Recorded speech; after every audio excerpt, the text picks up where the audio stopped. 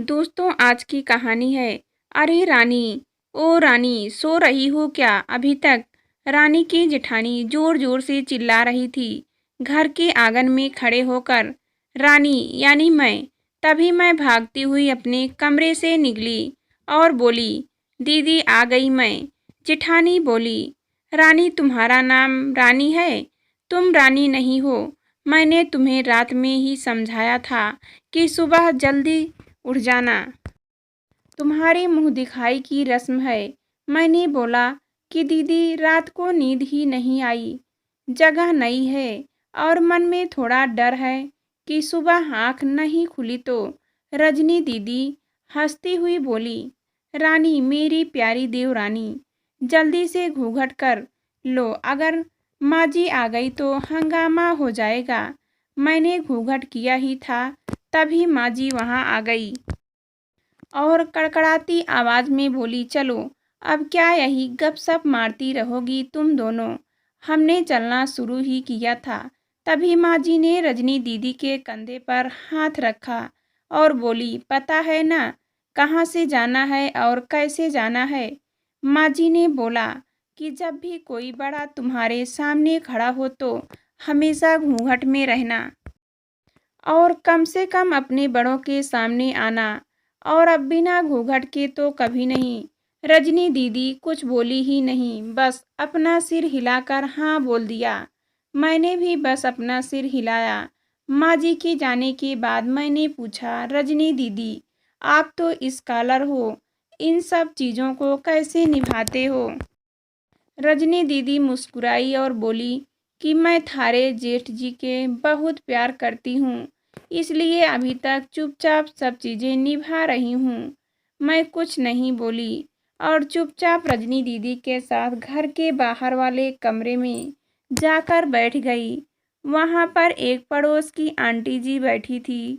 वो बोली कि यह कैसे बहू आई है? ससुर जी सामने खड़े हैं और ये यहाँ बैठी है। मुझे कुछ समझ ही नहीं आया, मतलब।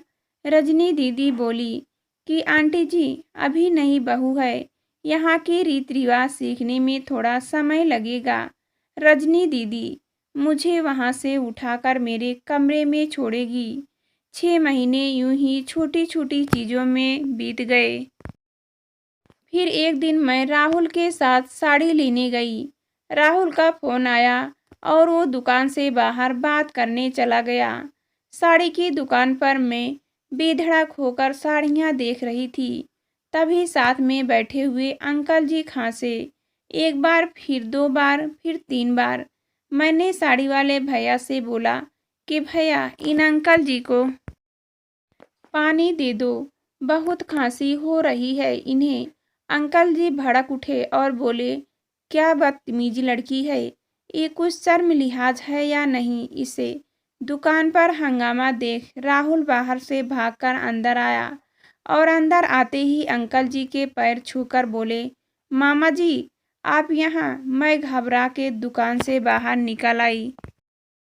एक लंबा घूंघट करके गाड़ी में बैठ गई। राहुल बाहर आया और गाड़ी में बैठकर गाड़ी बहुत तेज चलाने लगा।